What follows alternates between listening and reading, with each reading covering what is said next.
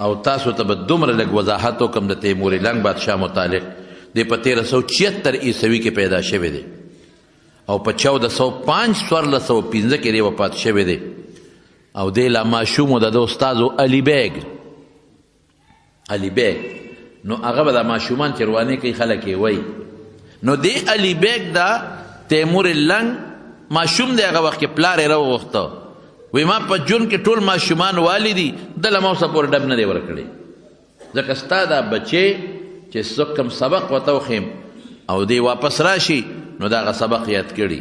دی روانې نه کوي دی بېادبي نه کوي دی سبق پوره یادوي د دې بچي خیال دی ساته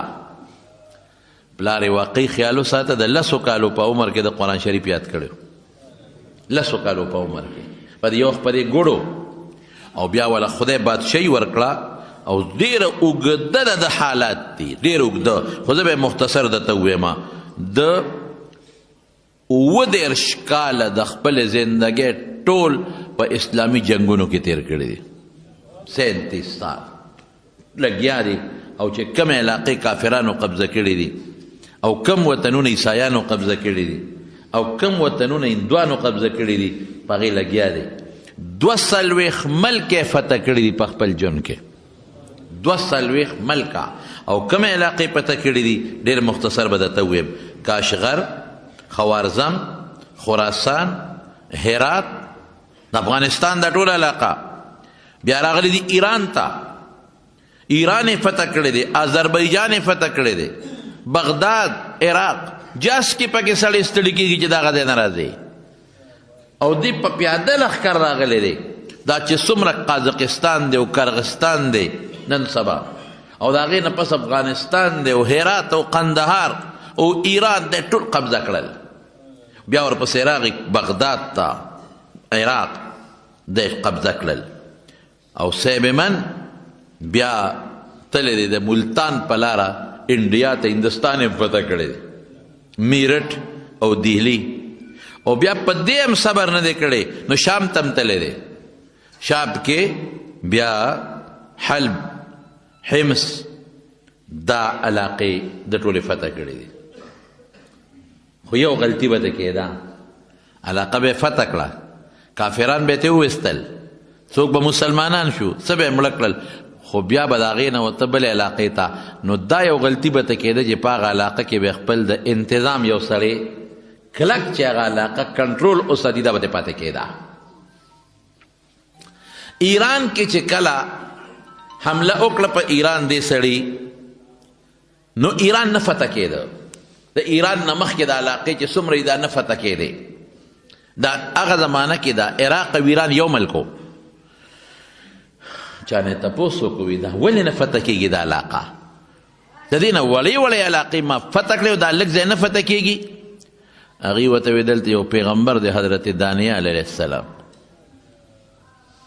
یو لوی د الله رسول یو الله نبی دی نو ته دا علاقه نشي فتح کولی د بیا خپل عالمان واغشتل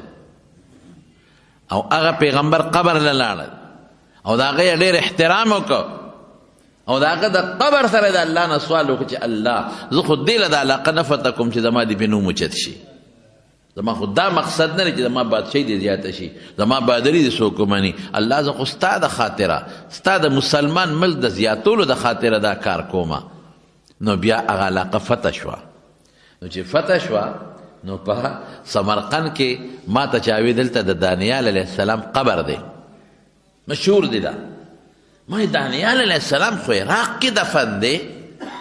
تاریخ لیکي دلته سین قبر دی راشه وبګورو نو چې زه لاړم د قبر لنو داسې دومره اوږد به و لکه بلکل زموږ دا جومات کې څونه پوږدو 60 فوټه اوږد قبر اوږد قبر داسې لکه دې دیوال نه ونیسه هغه دیواله پورې بلکې دې نه ممکن ده چې یو 70 فوټ 60 فوټ ځکه ما چې خپله اندازه واغېسته هغې ته دننه څوک نه پرېږدي د بار نه خلک راځي او بار برنډه لګېدلې ده بینچونه پراتی او هلته کې په هغه بینچونو خلک کینی او خپلې دعاګانې او ذکر و اذکار کوي د چې ورغلم ما خو منلم نه چې دا د دانیال علیه السلام قبر دی خو هغې وی دا د هغه قبر دی نو ما هغه هلک ته وایي چې هلکه دغسې خپل تعارف میلمه پاکستان نه راغلی هغه دروازه کولاو کوي ښځه ورننوځئ نو موږ ورننوتو نو غټ قبر و غټ داسې یو 3-4 فوټه پلان غټ قبر اوچت د ځمکې نه شین مضبوط غلاف پې د پاسه پروت یو شان او په هغه غلاف د قرآن شریف ایتونه او سورتونه لیکلی شوي دي او دومره اوږد تقریبا 4 فوټه خوچه پلن او داسې 3-4 فوټه د ځمکې نه اوچت او 15 فوټه یا فوټه اوږد موږ لاړو ومو کتل ما بیا تپوس وکړم زما ذهن خدا نه اخلي چې دا دانیال علیه السلام قبر دا زما عقل لالی دا ټیک ده چې د هغه زمانې خلک اوږدو دا موږ منو خو دومره اوږده هم بیا نو دا خو زما عقل نه اخلي نو بیا یو عالم ما ته دا قصه وکړه ما ته وی چې دا د دانیال علیه السلام قبر نه دی مې ولې دا دومره خلک ولا راځي او دلته کې یو جشن هم جوړ کړی دی ما ته وی دا چې کله تیمور لنګ ایران فتح کو نه فتح کېده او بیا د قبر سره د الله نه دعا وغوښته او ایران فتح شو نو هغه بیا دا چل وکړه چې د دانیال علیه السلام د قبر د ویښ نه لږې معمولي وکنسته هغه لږه خوره راوړه هغه خوره یې دلته اچولې ده او په هغې د پاسه یو پردي غوندې قبر جوړ کړی دی خلک دنیا راځي خلک خو په دې نه پوهېږي که او هغه زمانه کې خو اسلام نوی راغلی دی او یا 15 او یا کاله پې د روس تېر شوي دي نو نوی اسلام هلته راغلی دی نو خلک هم د اسلام نه ناخبر دی ټول راځي ورته او دعاګانې غواړي او بله ناشنا مې ده ولیده چې دا قبر په غونډی دی چې لاندې کوس یو چینه ده ډېرې خشته اوبې دي مزېدار او د هغه چینې نه یو معمولي غوندې لختې دننه په ځمکه کې پټ بوتلی دی او یو ځای کې پې برنډه جوړه کړې ده او ټوټی لګولی دی قدرتي اوبه بیږي او خلک کاسو کې دي او سکي نو ما لکه دا اوبه د څه دي ما ته چا وی دا هغه چینه ده چې ایوب علیه السلام کوم ځای لمبلي و مې دروغ مه وایه هغه دلته نه دی راغلی ایوب علیه السلام او نه دلته لمبلي یعنې خلک په دغه سوچ روان دی کټوري پراته دی اوبه څکي او دا د ایوب علیه السلام د زمانې چینه ده او هغه دلته لمبلي و ما یې دروغ مه وایه یو عالم ما ته وایي چې نه هغه خو نه ده خو موږ اورو داسې چې تیمور لنګ د دانیال علیه السلام د قبر خوره د ویښ نه راوړو دلته کې واچوله او قبر یې پې جوړ کړو نو هغې سره دا چینه پیدا شوې ده او د هغې نه د اوبه روانې دي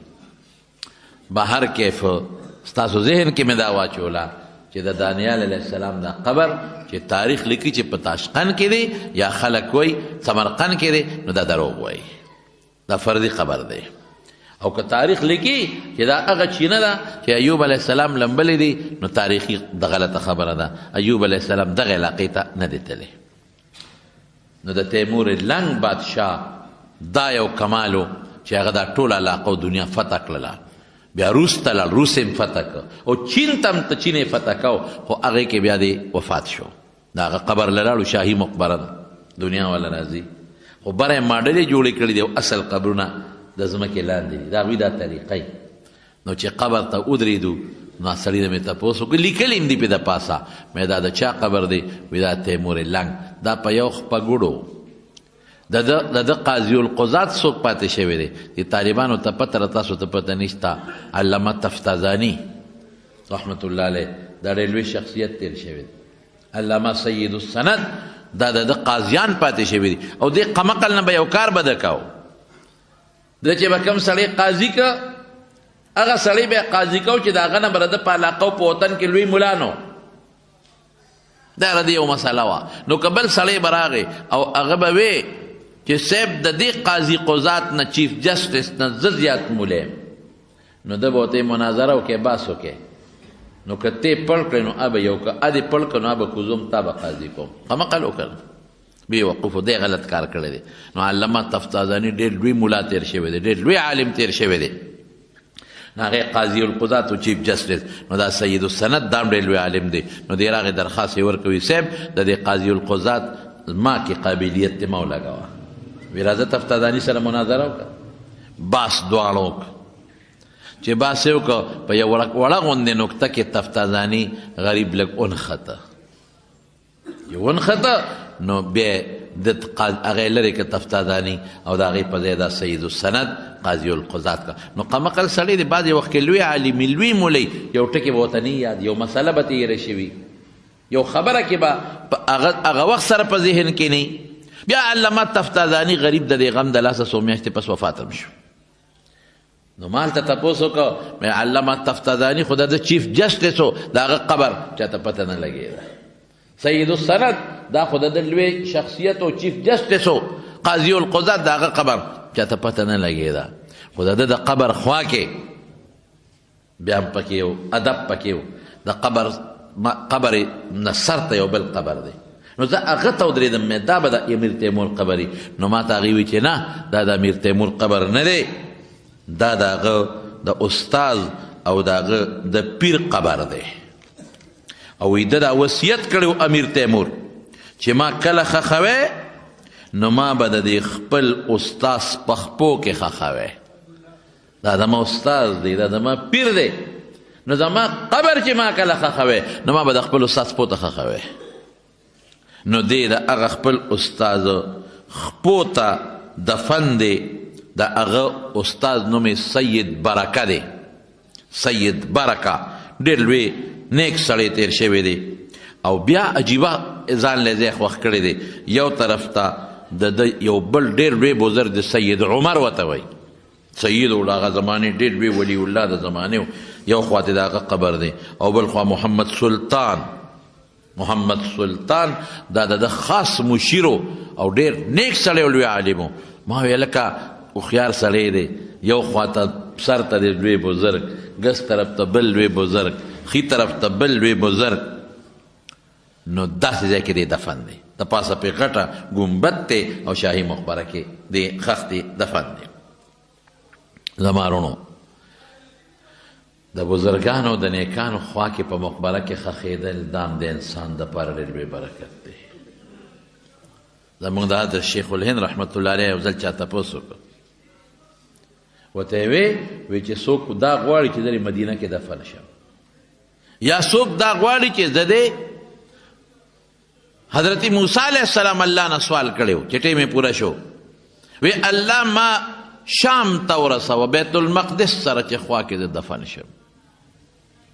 نو د نیکانو خلقو د عالمانو خوا کې خښېدل دا ځان له یو خبره ده نو شیخ الهند صاحب نه چا تپوس وکړه چې د نیکانو خوا کې چې سړی دفن شي دله د هغې نه څه فایده شته دله څه فایده ده دا انسان خو خپل عمل پکارېږي هغه ورته غږ ونه چپ پاته شو څو ورځې پس هغه شاګرد لګیا دی شیخ الهند ته ببوزی وایي نور کسان هم ناست دي دې خوا شاته مخکې وروستو او دې ناستې منځ کې ببوزی وایي نو شیخ الهند هغه شاګرد ته وایي وی دا ببوزی چا ته وی وی صاحب تا ته وه بل چاته خو نه وی نه نه صاحب صرف تا ته وه وی دا هوی دې خوا اخوا په دې نورو لګي که نه لګي وی او په دې نورو خو لګي وی خو تا ته واقعي دا هوا دې اخوا په دې نورو باندې لګي وی اوس تا مسله حل شوه پوه شوې که پوه نه شوې تا چې څو ورځې مخکې مانه کوم تپوس کړی و چې د نیکانو خلکو قبر سره خوا کې خښېدل دا څه فایده لري که نه لري دقه فایده ده ببوزې وی ما ته یو خوا بل خوا دې خلکو ته هم فایده رسېږي دقه رنګې دا نیک سړی دا عالم دا بزرګ په ده چې د الله رحمت نازلېږي نو هغه د رحمتونو څه ناسه جلکې خو شاته هم خورېږي دی وجنا و حضرت عمر فاروق رضی الله تعالی عنہ چې کله وفات کېده نو وصیت یې وکړه بلکې حضرت عبدالله ابن عمر ته وایي چې کله ولګېده په هغه خنجر باندې او کور ته یوړو او وینې ترې روانې دي او د شربت یې وله ورکړه د اوسکو شربت جوس نو چې خوله کې یې ورواړو نه ترې په خېټه وتل پوه شو چې اوس خو زه وفات کېږم دا خو زما بیماری د اخیرې ولاړم نو عبدالله ابن عمر ته وی بچې لکې مې یو ارمان دی یو ارمان اسم نشته یو ملګری ورته وایي عبدالله ابن عباس رضی الله تعالی عنه وایي عمره تا خو د رسول الله مبارک سره ډېر بهترین وخت تېر کړی دی هغه سره جهادونه دي کړي او چې کله د دواړو جهانو سردار د دنیا نه ته خوشحاله ده نه تللی دی عمره خوشحاله تللی هغه نه پس د حضرت ابوبکر صدیق رضی الله عنه سره ژوند تېر کړی دی هغه سره د ښه وخت تېر کړی دی او چې کله هغه هم د دنیا نه ته حضرت ابوبکر صدیق نو تا نه خوشحاله تللی دی او بیا د خپل رستو د عدل انصاف حکومت وکړ. بې انصافي دې نه ده کړې، مسلمان له دې خیر ورکړه او ډېره لویه علاقه دې فتح کړه، مسلمان له دې ورکړه. الله اکبر. څه ورته وایي؟ وی افسوس افسوس بېشک چې رسول الله مبارک سره ما ښکلی ژوند تېر کړ او ما نه خوشحاله تللی دی. افسوس چې ابوبکر صدیق سره مې خپل ژوند تېر کړ او ما نه خوشحاله تللی دی. خوړه کې ویمه چې که دا زما سر په سر شي نو ښه به د خدای نعمتونه په ما ډېر دي، ما خدای فضل هم ډېر کړی دی. نو که دا نه زما شي نه په ما شي سر په سر، او چې مې خدای ونه نیسي. نو عبدالله ابن عمر ته بچي یو ارمان مې پړه پاتې دی، هغه ارمان مې دا دی چې د رسول الله مبارک سره خوا کې دفن شم. یو خوا حضور پاک دی، بل خوا حضرت ابوبکر مرګری مې دی. او ته بابا لاړ بشم د عایشې نه به تپوس وکړم صدیقې نه ځکه کوټه خو د هغې دی، بچې ورشه تپوس دې وکړه. عبدالله ابن عمر چې راغی عایشې صدیقې ته وایي ای بابا مې راولېږل، ما هم غریبې ژړل سترګې په اوښکو نه پاکولی. وایي دا مهرمان دې پړه چې د ما دا قبر د حضرت ابوبکر صدیق او د رسول الله مبارک په خوا کې شي. عایشې ورته وایي دا خو ما ځان له خوښ کړی،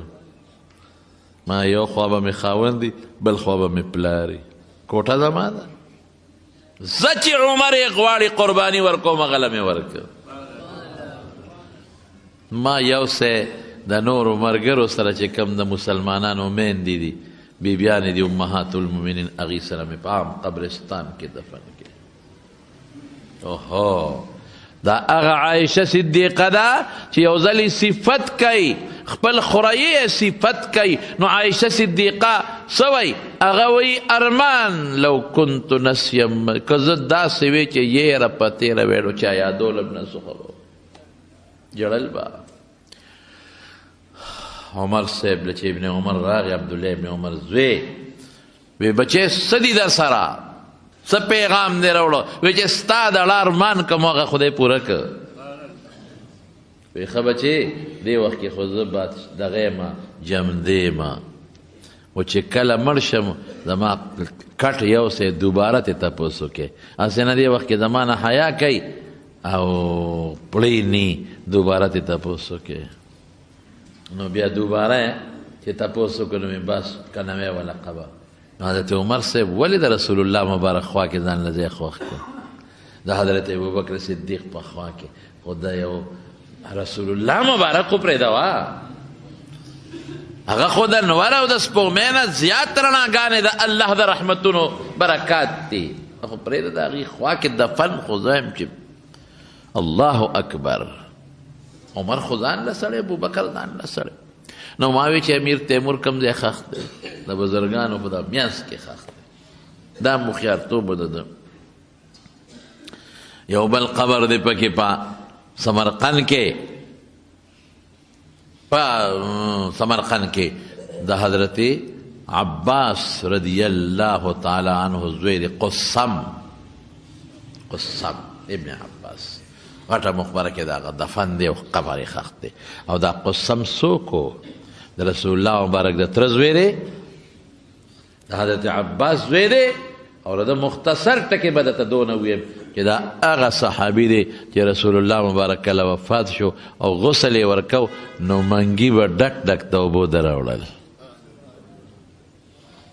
صرف یو څو کسان د هغې په غسل کې شریک و، یو پکې دا و حضرت قسم. تاسو اندازه ولګوئ چې د سعودي عرب د مدینې نه ځه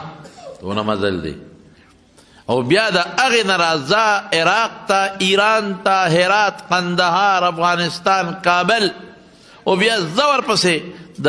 نیر نه پورې وځه د سیند نه ماورا النهر او بلخ او بیا سمرقند او دې علاقو ته د دین د خدمت دپاره سفر یې کړی. زه حیران په دې یم چې دا علاقه په دین څونه آباده وه. امام ترمذي رحمت الله علیه دغلته دفن دی ازبکستان کې. د سمرقند نه به تقریبا 5 غنټې مزلي وته. ترمذ امام ترمذي پیژنې څوک و؟ د رسول الله مبارک دا حدیثو هغه کتاب یې لیکلی چې هغې ته خلک نن سبا ترمذي شریف وایي. جامع د امام ترمذي سنن د امام ترمذی او صاحب من امام ترمذی څومره لوی سړی دی د هغه هم یو پوټی واوره نوم یې دی محمد د پلار نوم یې دی عیسی د نیکه نوم یې دی ثوره د نیکه د پلار نوم دی موسی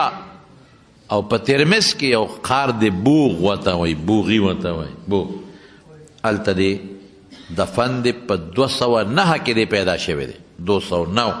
او په 201 اتیا کې 279 کې دی وفات دی د امام بخاری شاگرد دی د امام مسلم شاگرد دی نن سبا د کتاب ترمذی شریف ته ډېر لوی اهمیت دی زمونږ په دیوبند کې دارالعلوم دیوبند کې چې شروع کوي هغوی د دورې شروع کوي د ترمذی شریف نه کوي شروع په ختمول په بخاری کوي او زمونږ په دارالعلوم حقانیه کوړه خټک کې هم دا یو رواج را روان دی چې هغوی شروع د بخاري شریف په کتاب نه کوي د ترمذی په کتاب کوي یاره ده چې کم خدمت کړی دی اوهو امام ترمذی د دې احادیثو مبارکو دپاره د مکې مدینې مصر شام کوفه بصره خراسان د دې ټولو سفر یې کړی حافظه والا خدای ناشنا ورکړی و نو دا حدیث به یادول داسې حافظه الله ورکړې وه چې یو عالمو د هغه یو 2 کاپۍ د سره پرتې وي د احادیثو چا نه حاصلې کړې وې دته پته ولګېده چې هغه مولانا صاحب خو دلته راغلی دی هغه شیخ الحدیث د حدیث استاد په دور منډه کړئ چې ودرېږه چې ورسره ملاقات وکړم دا خو ما د هغه ما سره پرتې دي خو د بل چا په واسطه بالذات به اورم دې ته زموږ طالبان سند عالیه وي سند به مې عالي شي اوچت شي هغه مولانا صاحب له ورغی هغه ته ویل چې صاحب ما سره ستا یو 2 کاپۍ دي د احادیثو نو که مهرباني دې وکړه ما ته دې واورول نو زه به ستا نیغ په نیغه شاګرد شم ویې راوړه کاپۍ ګوره دې درته وایم راوړه د زر هغه خپل دغه کولو کو چې کاپۍ راوستې نو دې غریب تېروتی و د دې استاذ کاپۍ نه وې د بل استاذ کاپۍ په تېر کې راغېستې دي اوس که ورته وایم چې دا خو زه تېروتی یم د بل استاذ کاپۍ دي نو دې خفه نه شي او نه د سره دونه وخت شته وی کاپۍ دې راوستې وی یو صاحب را مې وستې وی غوږ ورته کېده استاذ خو یې دا خیال چې دا دماغه دي د دا کاپۍ داسې ځان ته ونیولې اوس هغه لګیا دی حدیث وی دې د قصده ګوته ګرځئ حدیث وی وی وی وی وی وی وی وی ناګهان د استاذ په نظر شو وی داسې دی ما سره ټوکې کې په ما د حدیث د دنیا ووې ته خو په دې کاپۍ لګیا سې ګوته ګرځئ دا څه کې وی صاحب غلطي شوې ده څنګه غلطي وی ما په تېر کې پردی کاپۍ راغېستې دي وی زه دې ستړی کړم په ما د بلا ګنټې د رسول الله مبارک احادیث اوې نه دې ولیکل زما هغه نشته نو زه دې هسې ستړی کړم ټوکې را پورې کې وی صاحب یاد مې دي تا چې څه وایي ما ته یاد شو وی ووایه نو چې هغه استاد ورته کوم سبق ویلی نو د اول نه اخره پورې ورته هغه 2 کاپۍ په یاد ورتېرې کړې نو استاد ورته وایي دا د مخکې یادې کړې وې که اوس وي قسم د الله په ذات چې دا اوس ته اوې ما په دغه وخت یادې کړې یو بله واقع هم پېښه ده د په سفر کې روانو سفر کې قافله کې چا وی فلان کې شیخ صاحب دی محدث او دا کم دی هغه دی د ورمنډه کړی وی حضرت ما ته څه حدیث ووایه ورشه قلم او کاغذ راوړه اتفاق ته وګوره چې دی راغی قلم کاغذ یې وکته نو صحیح نه وه پاڼې خو شته قلم شته خو صحیح نشته د قصد قلم راواغېسته او استاذ ته وی جي وایه وی لیکه وی ښه د قلم راغېشتې دی او په هغه کاغذ هسې د قصده ګرځئ استاد لګیا دی حدیث ورته وی وی وی وی وی او د قصد هغه ګوته قلم په هغه تشه مشوڼۍ کې وردننه کړي او لګیا دی چې استاد وکتل داسې نظر یې واچو کاغذونه تش پراته دي ام ورته غصه شو یا ما تستحیي مني ما له تعالی حیا نه راځي زما د سپینې ګیرې ته ګوره نیکبخته په سپین کاغذ ګوتې ګرځې زما د ګنټې وخت ضایع که او تا اصلې زه ستړی کړم. وی صاحب قلم دوات نور صحیح نه وه نو بس ما څه کړی وې نو مې په ځای ستړی کولم ولې. وی صاحب یاد مې کړله. وی څنګه دې یاد کړل وایه. نو چې هغه استاد ورته څومره حدیث ویلي نو فرفر یې ورته تېر کړل. د دې نه یو ناشنا درته ووایم زمونږ کتابونه دې یو بله واقع لیکلې ده. تاسو وایئ چې خدای دا لاسنګ سړی و په سترګو ړوند شوی و آخر وخت کې حج لته نابینا دی بلکل په سترګو ړوند. بشیر جان غوندې دی خو پیدایشي ړوند دی هغه نابینا دی هغه په سترګو آخره کې ړوند شو. حج له روان دی په اوښ سور دی قافله روانه ده چې یو ځای ته قافله ورسېدله نو دی امام ترمذي سر ټیټ که داسې په اوښ سور سر یې ښکته که چې ښکته یې که اوښ خو روان دی چې لږ ساعت تېر شو نو سر یې راوچت که. نو شاګردان ورسره وی صاحب دا سر دې ولې ښکته که او بیا دې اوچت که څه چلو بیمار یې څه چلو. وی نه دلته ونه نه وه څه ونه او که دلته ونه وه که نه ما ځکه سر ښکته کوي ونه کوم ده بس قافلې ته وی ودرېږې. زما حافظه کې فرق راغلی دی. دا خو که زما حافظه خراب وي خو د رسول الله مبارک احادیث ویمه دا خو ما هغې کې ډېره غلطي کېږي. نو قافله کې ټول شاګردانو لوی عالمو دوستان دي قافله ودرېده. وی ولې صاحب وی زه چې کله په سترګو روغ ومه او حج له به په دې لاره تلم نو دلته یو اونه و د هغې یو خرام په دې لار راښکته شوی و غټ خرام. نو چې څوک به پیاده تلل د هغه سر به ورسره نه لګېده او چې څوک به په سورلی و په اوښ یا په اس د هغه سر به لګېده. نو موږ به دلته سر ټیټ که چې هغه خرام سره هم سر ونه لګېږي دلته ونه وه او تاسو خو وایئ چې اونه نشته دی نو لکه چې زما حافظه کې فرق راغلی. ودرېږئ معلومات اخلو. نو خوا کې ورسره کلي و د هغې بوډاګانې راوستل ورته یې وې دلته چې ته اونه وه او کم ځای وه که نه زموږ د استاد خو داسې وی وی او وه وی کم ځای وه نو چې کم ځای امام ترمذي سر ښکته کړی و هغې راله ګوته یې کېښودوی دقه ځای ونه و د هغې خرام ښکته و په دې لار باندې چې څوک به په لاره تلل نو سر به جنګېده په اوښ بیا په اس چې سواره به نو سر به یې ټیټه و. اوس زړه شوې ده هغه اونه نو پرېوتې ده زړه شوه زول سیدې وغورځوله. نو ته خپله سوچ وکړه چې یو سړی روغي او په یو لاره ځي او بیا ړوند شي او په هغې لاره ځي او هغه ته دا پته لګي چې دلته اونه و خرام یې په دغه راښکته و په لاره د دې نه مضبوطه حافظه بله کېدی شي نشي کېد. دا زموږ بشیر جان دی دا په سترګو نابینا دی مثلا درته ووایه چې دا دی مخامخ دلته کې دا پلان کې شی دی دی و پورې لاسه مو جنګوي کټ دی او بیا ته یې کټ لرې که ورته په دې لاره لاړ شي د کټ هغه ځای معلوم که. دا خو واقعي چې لوی تپتازاني دی دا خو واقعي چې پوره د قیانوس ته زمانې دی والله که دی هم معلوم کړی شي بچې جاره معلومولی شي نشي معلومولی دا الله دغه زمانه کې خلقو له مضبوط حافظې د دې قرآن او د پیغمبر د حدیثو له برکته ورکړي دي د دې قرآن د خاطره د رسول الله مبارک د حدیثو د خاطره د حافظې خدای پاک دې خلقو له ورکړي. یو سړی و د هغه نوم قتاده تابعي دی په سترګو ړوند دی او سینګ ړوند دی مادرزاد پیدایشي نابینا لکه څنګه چې زموږ بشیر جان دی الله یې دله د دې په عوض کې جنتونه ورکړي. بشیر جان په موږ ډېر ګران دی معذوره دی. دا شکر درته زه وایم بشیر جانه ته خو د خدای شکر ادا کا چې تا له خدای پاک د رسول الله مبارک نعتونه په زړه کې اچولي او ته لګې او د پیغمبر مبارک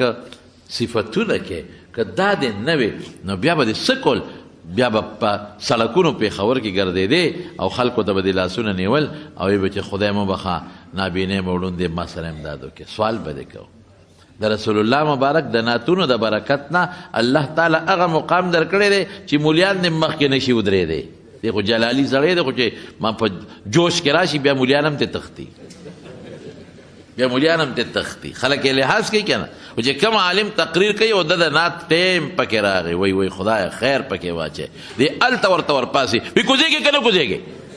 نو وروره ته خو ځان له دمدمې خو که یو غرض دی ورکه سړی له لاندې 100 باسې خامخا به کوزېږي خلک یې قدر کوي، عزت علما قدر کوي، احترام کوي، عزت کوي. د دې وجې نه چې دی معذور هم دی، اواز هم خشته دی، د رسول الله مبارک مداح دی. او زمونږ خو یار زه درته وایم زما په ټوله دنیا کې زما دقه یو ته مرید بل مې نشته. دی وایي زما په بیړه دنیا کې هم ته یو پیر بل مې نشته. واقعي په باران کې، په زول کې، په طوفان کې، په سیلۍ کې هر وخت دی راځي او زموږ د دې بیانونو خدمت کوي. دا نه چې زموږ بیانونه دنیا ګوټ ګوټ ته ورسېدل، الحمدلله دا د دې نابینا د دې بشیر جان برکت دی. خدای دې خوشحاله کړي. بهر کې زما وروڼو خبره مې دې پورې کوله چې دې په سترګو ړوند دی، اوس پیدایشي ړوند. نو دی به ته د سعید ابن مسیب مجلس ته، سعید ابن مسیب بل یو تابعي دی، ډېر لوی عالم. نو دی به ته نو د هغه نه به یې تپوسونه کول د حدیثو، هغه به ورته حدیث ووایي. یو ورځ ناستو ما ته حدیث ورته ووایي، په سبا بیا لاړ، په بل ورځ بیا لاړ، ابه لږ یو حدیث پې وي، بل ورته یو څو ورځې تېرې شوې، هغه ورته وایي یا اعمه حفظت شیئا ام لا، څه دې یاد هم کړل او که زه دې هسې ستړی کړم. څو ورځې سهار راځې او زما نه حدیث اورې، نو ته خو ړوند دې، څه دې یاد هم کړل که هسې زه ستړی کړم. وایي صاحب یاد کړي مې دي. وایي وایه ما څه ووایې نن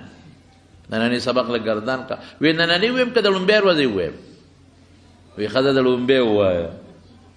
د لومبۍ نه یې ورته شروع کړه سألتک عن کذا فقلت لي کذا، ما د نه دا تپوس وکړه ته ده ووایي، بیا دې ده ووایي، بیا دې ده ووایي، بیا دې ده ووایي. او په دې منځ کې به یې وایي وسألت عن الحسن، حسن بصري نه مې پکې تپوس کړی، پکې دا خبره کړې ده چې د یو څلورو پنځو ورځو سبق یې ورته ورګردان که په هغه ترتیب چې په کوم یې ته اورېدلی و. نو سعید ابن مسیب ورته وایي، مسیب وایي ارتحل یا اعما فقد نظفتني، ړونده ځه اوس په مخه دې ښه، مونږ خو دې نه چون کړو. دا حافظه، دا شیخ الحدیث. یو ځل کور کې ناستو، یو سوالګري سوال وکړه، خیر راوړی خدای مو بخښه.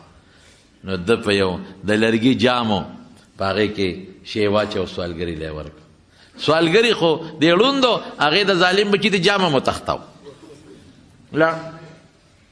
بس زمانه تېره شوه، کلونه تېر شو، کلونه. نو په مینا کې دی اوس ناست دی، یو سوالګري وایي خیر راوړی خدای مو بخښه. د ده خوا کې روان و، د کلک د مټه ونیوه، وایي هغه د لرګي جام والا خو به نه وایي یم مغه یم وایي. څو کاله پس د اواز نه پېژندګلو. زما وروڼو اصل خبره دا ده چې دغه علاقه یو زمانه کې د علم مرکز و. امام ترمذي، امام بخاري غوندې شخصیات پکې تیر شوي دي. ترمذ زه خو لاندلی شم د هغه قبر ته، ځکه چې ما تپوس وکړو نو قبر ته ما ته وایي د تاشقند نه کم از کم 8 ګنټې مزل دی. یاره مې ځمه هر څنګه چې ریل ګاډی، هلته کې ریل ګاډي ډېر تیز دي، بلکې هلته یو بل نظام دی، په تاشقند کې میټرو چلیږي، انډرګراونډ ځمکه کې لاندې، او ځمکه کې لاندې چې کوز شي نو میټرو چلیږي، پکې ناشنا میټرو ده، حیران بشي، ټیشنې دي پکې. بس هغه یو 2 منټو له ودرېږي او خلک ټکټ به مخکې الی چې ورکوزېږي ټکټ به اخلي. بس بیا ټکټ کلینډر پکې نشته چې څنګه ودرېږي بس ورو بخېږي. او هغه ډرایور دونه تجربه کاري چې خلک څنګه کوشي اوس په یو منټ کې بخېږي او کوزېږي به، بس څوک کوشي او څوک ورخېږي، چې وروخېږي بس دروازې اټومیټک بند شي او دی روان شي. یو 4-5 منټه کې دومره سپیډ کې رواني بل ټیشن ته ورسي. هلته اعلان وکړي هغې په هغه بوکی کې چې پلانکي ټیشن ته کسان ودرېږي، مونږ به ودرېږو. نو هلته ودرېږي نو بس دروازې اټومیټک کولو شي، نو خلک دې څوک کوشي او څوک ورته راوخېږي. دونه ښه خلک دی. مونږ چې په یو ټیشن وروختو که نه ما هغې کې هم چکر وه چې څنګه وروختو نو هلکانو چې مونږ یې څنګه ولیدو، مونږ لا ختلي نو چې مونږ ته سیټونه پرېښودل او په خپله ودرېدوي دلته کښېنئ. ډېر احترام پکې ډېر زیات دی. ایرپورټ کې خو دلته په لینډ کې به ودرېږي که نه، که د زماني بوډا هم وي خو څوک چاله نمبر نه ورکوي، هر سړی په خپل لینډ. قسم په الله چې مونږ ورسېدو په ایرپورټ ودرېدو نو زمونږ نه یو 4-15 هلکان مخکې ولاړو، هغوی زر وروستو شو مونږ یې مخکې کړو. دونه احترام دی پکې. میټرو بیا څه ده، په ځمکه کې لاندې سورنګ دی، سورنګانو کې رواني، صرف ټیشن دپاره ځای کولو پرېښی دی. نو ما بیا ورته وایي چې یو بله میټرو هم شته. مې کوم ځای وایي هغه د دې نه لاندې ده، د دې نه لاندې ده هغه میټرو. مې زمونږ خو خدای دې پکې خیر واچوي، سړک چې جوړېږي نو 15 کاله 6 کاله د ګاډو هم تبه یې وکړي د خلکو د جاموم تبیو کی خلک هم رنځوران کی او چې سړک جوړ شي نو 2 کاله پس هغه بیا رواني او اکثر په پول ګاډي نه ورغلي چې وغورځېږي لاندې. دې ته نظام وایي. په ټول تاشقند کې دام واوره، په ټول تاشقند کې په هر کور کې، په هر هوټل کې، په هر غسل خانه کې، په کور کې، په هر باتروم کې ګرمې اوبه به چلېږي په پیپونو کې. بلکې هلته خو یخني په دې ورځو کې واورې غورځېږي، د اوسپنې چتونه دي. نو هلته کې په کمرو کې د هیټرې لګېدلي، خو د ګیس هیټرې نه دي، د چوله نه ده، د دغه ګرمه اوبو هیټرې دي. هغه داسې مخصوص هیټرې جوړې کړي چې هغه ګرمې اوبه پکې تاویږي، نو هغه ګرمه اوبو سره کوټه ګرمېږي. غسل خانه کې هم دغه لګېدلی دی، په برنډو کې هم دغه لګېدلی دي، هغه ګرمې اوبه خوټ کېدلې اوبه پکې تاویږي، هغې سره کوټه ګرموي. وایي لکه دا اوبه څوک کوم ځای ګرمېږي؟ وایي دا حکومت تنظیم کړی دی. په ټول تاشقند کې، په ټولو کورونو هوټلو کې دقه ګرمې اوبه روانې دي. خدای چې حکومت یې په څه ګرموي، او دا په دې ټولو غسل خانو کې چلېږي. دی ناشنانې ده. او د سکو اوبو یاره پکې نشته، هغه خلک د بوتل اوبه څکي. پته نه لګي یا به پکې وي یا به نه، خو د بوتل اوبه عام خلک په هغې کې څکي. نو صیبه حدیثو ځای دغه و، د فقه ځای دغه و. لوی لوی فقهای کرام دغلته پاتې شوي دي. او ورسره د تصوف ما د تماغ کې ذکر کړی و، د تصوف مقام دقه هندستان ته که تصوف راغلی دی او خصوصا نقشبندیه سلسله راغلی ده، نو دا د دغه علاقې نه راغلی ده. ما تاسو ته قصه کړې ده په لومبۍ جمعه کې مې درته، که په دویمه جمعه کې مې ته ذکر کړی چې دا دغه ځای نه نقشبندیه سلسله راغلی ده. او په هندوستان کې بیا خواجه باقی بالله صاحب، شیخ احمد سرهندی، مجدد الفسانی، خواجه محمد محسوم، خواجه سیف الدین مرزا مظهر جان جانان او شیخ غلام علی رحمهم الله، دا د هغې علاقې د سلسلې مریدان. احادیث د هغې علاقې نه، فقه د هغې علاقې نه، تصوف د هغې علاقې نه. لیکن افسوس چې نن په هغه علاقه کې سر نه بغیر د نوم د ایمان او د اسلام نه بل هېڅ شی پکې نشته، هېڅ نه دی خبر. ټول جنکۍ او ښځې دومره ده چې په سمرقند کې لا مې مشرانې ښځې جنکۍ نه، مشرانې مې ولیدلې چې یاره هغوی اوږده اوږده کمیسونه اچول، بس لاندې پاجامه ده خو بره اوږده کمیسونه. جنکۍ ټول په پتلون کې ګرځي او په کوټونو کې ګرځي، هلکان ټول په کوټ کې ګرځي، پتلون کې ګرځي، ملا په کوټ او په پتلون کې ګرځي. نه د مقتدي ګیره شته او نه د ملا ګیره شته، هېڅ هم نشته. شراب کله مکمل، صرف قانونن پابندی ده چې یاره د 1800 د 1400 کالو نه پس کم هلک به شراب نه څکي، خو هغه پابندي برای نام ده. او د 11 بجو نه پس مې واورېدل چې کلبونه هم کولوي، بیا خلک ځي په کلبونو کې سندرې ګانې هم اوري، شرابونه هم پکې څکي، او چې څه یې خوښه یې هم پکې کوي. تپوس به وکړي چې ته مسلمان یې او الحمدلله مسلمان یم، کلمه نه راځي. مونځ څه ته وایي پیژنم نه، پیژنم نه. روژه پته نشته روژه څه ته وایي. قرآن شریف، اوهو قرآن شریف څه شی دی پته نشته. څنګه ځان ته مسلمان وي؟ یاره زما نیا وه یا مې نیکو، او د انقلاب نه مخکې هغه وایي چې زما پلار مسلمان و، بس دا د وروسته انقلاب نه مخکې هېڅ هم نشته، هېڅ خالي ده بلکل. دین پکې نشته، پرده پکې نشته، دومره ده چې دا حیا پکې شته، د خلکو مخکې لږه حیا کوي. صفایي پکې ډېره زیاته ده، زبردسته صفایي ده پکې، او قدر پکې د مشر شته. پیسې سپکه ده، د پاکستان 1 روپۍ د هغې 80 روپۍ تقریبا. غربت هم پکې دی، لیکن د مارونو بنیاد د خبرې ده چې هغه وطن چې د علم او د دین مرکز و، هېڅ هم پکې نشته. دا نن دا شی زمونږ په ټولو اسلامي ملکونو کې دا شی روان دی. خفه کېږه ما، نن اغیار لګیا دي په دې ټولو اسلامي ملکونو کې. د هغې کوشش دا دی چې همدغه چل به سره وکړو، صرف په نوم به زه ځان ته مسلمان بیم، بس نه به مونځ پیژنم، نه به روژه پیژنم، نه به زکات پیژنم، نه به حج پیژنم. او چې کم ځای کې زما د دین مرکز دی چې مدرسه ده، هغې ته به په سپک نظر ګورم. او چې څوک ما ته دین ښیي چې هغه ملا دی او عالم دی هغه کې به نکتې راوباسم مړه دا ملا خو هغسې دا مدرسه خو داسې دا ټیک ته بلکل په 100,000 کې به یو مدرسه ټیک ته چې او په معیار د دین نه برابر په 150 کې یو ملا به وي داسې چې هغه به په معیار د علم او د دین نه برابر ته خو شته کوم ځای نشته په 150 ولکانو کې به یو داسې وي چې هغه به تبلیغ لمزي خو د تبلیغ په اصولو به نه برابر په 113 پیرانو بزرګانو کې به یو داسې وي چې هغه به ځان ته پیر او زبرګم وایي خو د پیرۍ او د تصوف په معیار به نه برابر دا خو کیدی شي ولې نشي کیدی زمینداران ټول یو شانته دي نه تاجران ټول یو شانته دي نه دکانونه ټول یو شانته دي نه نو مولیان هم ټول یو شان نشي کیدی مدرسې هم ټول یو شان نشي کیدی خو دا به منې چې قرآن او سنت خدمت نن په دې زمانه کې مدرسه کوي او د دین او د پیغمبر مبارک میراث نن په دې زمانه کې مولا په لاس کې اخیستی دی د رسول الله مبارک مقصد څه دی هغه د راتلو مقصد لږ معلوم که که نه انما بعثت معلما د دې له لېږلی شم چې خلکو ته دین وښیم تا دې په خدای قسم یې رښتیا ووایه تا ته دا ښکلې عقیده او د عمل دا څوک درته ښیي ملا درته نه ښیي دا د هغه میشن ملا په لاس کې نه دی اخیستی پیغمبر مبارک چې وایي د جنت لاره څه وایي من سلک طریقا یطلب فیه علما څوک چې په هغه لار چې په هغې کې د علم طلب کوي طالب العلم ته وایي طالب العلم ته سهل الله به یا بل ځای کې سهل الله له طریقا الی الجنه الله به دې طالب ته د جنت لاره کوله وکړي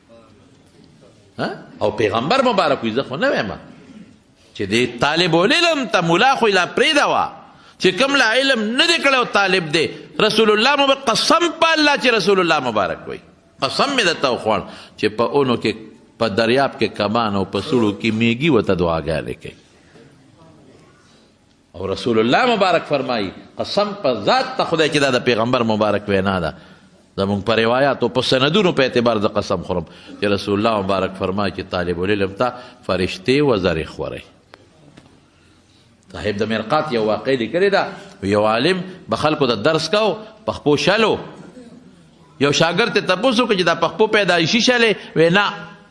وی دا ولې شل شوی وی دا حدیث مې وکته چې فرشتې وزرې غوړی طالب ته وی ما لاسې خندا غوندې راله وی ما چې د ټوکو نه وي چې اوس خو به دا وزرې وله موږ ماتې کړو ټوقه غوندې مې لره وی هغه ساعت سره مې دا خپې شلې شوي د طالب دا مقام دی د استاذ به څه مقام د عالم به څه مقام ولې نو ځکه د پیغمبر مقصد دقه دی چې قرآن خلکو ته ورسي او د قرآن تشریحات د حدیثو په شکل کې د سنتو په شکل کې خلکو ته ورسیږي او د قرآن مسائل نن د فقه په شکل کې خلکو ته ورسیږي هغه خدمت نن په مدرسو کې کېږي هغه خدمت نن علما کوي هغه خدمت نن د دین طالبان کوي لیکن مونږ هغه سپک کړي دي ولې یو کس به چې ته غلطي کړي هغه ته ګوته نیسو ټول په هغې بدنامو یو مدرسه کې به چې ته غلطي هغې ته ګوته نیسو ټوله په هغې بدنامو یو طالب دو طالبان به چې ته غلطي کړي هغې ته ګوته نیسو ټول پې بدنامو دا دانش او هوښیارتوب نه دی جي دا قمقلتوب دی افعال څوک دا د رسول الله مبارک زمانې ته ډېر نږدې تېر شوی دی دته به وي ابوبکر محمد خپل نومو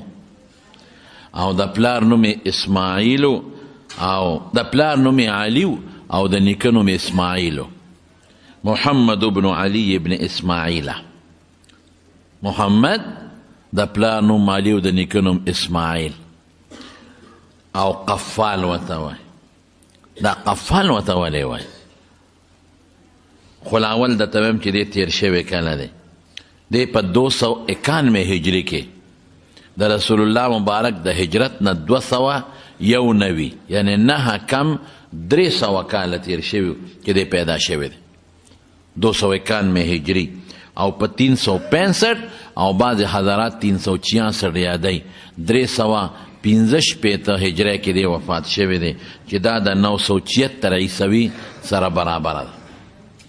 ګوره د رسول الله مبارک زمانې ته 300 کاله کې موږ تقریبا 1400 کاله نه موړېدلي 14 کاله وشي د ده تاریخ دا دی چې ده به جرندې جوړولې لوورو قفل دا په عربۍ کې جرندې ته وایي ده به جرندې جوړولې د هر چا خپله کاریګري اوس هم بعضې لواران جرندې جوړی او څوک لرونه جوړی او څوک د اوسپنو کار کوي مختلف څوک ورونه جوړی د به جرندې جوړولې او ډېر زبردست ماهر و نو د هغه زمانې چې کوم بادشاه و د دغه علاقې د ډېر سخي سړی و نیک سړی مو صالح نیکه مو سخي مو هغه به خلکو له نیکانو خلکو غریبانانو سره امداد هم کو او د دغه علاقې به دا رواج و چې د بادشاه د دې مدح او د دې شعر و شاعرۍ زمانه وه نو چې چا به هم د بادشاه په حق کې شعرونه جوړ کړل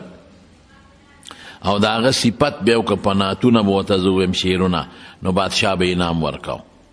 او خلکو به هفته و میاشت میاشت مخکې ټیم اخیسته نو د بادشاه له جرندې جوړې کړې یو څو داسې جرندې یې جوړې کړې چې په دغه زمانه کې داسې جرندې د چا سره نه وې ډېره قیمتي اعلی ځکه چې بادشاه له تحفه کې وړي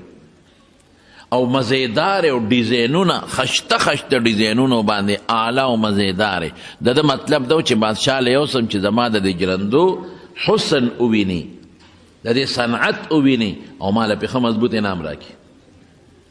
څو میاشتې مخکې لاړ او ټیم یې واخیسته د څه کې بادشاه سره ملاقات کوم او څه دپاره کې زما به یو تحفه جوړه کړې د هغه بادشاه ته پیش کوم هلکه ګورې سې نه بېکاره تحفه مو په یو نه سې وی نه زه وله قیمتي تحفه وم هر چا خپل سوچي یو زمانه کې یو بادشاه یو سړي بادشاه له یو سړي وله د خپل زړه د خواهش خبره ده هغه منګي د اوبو ډک که په هغه منګي خوږ لګېده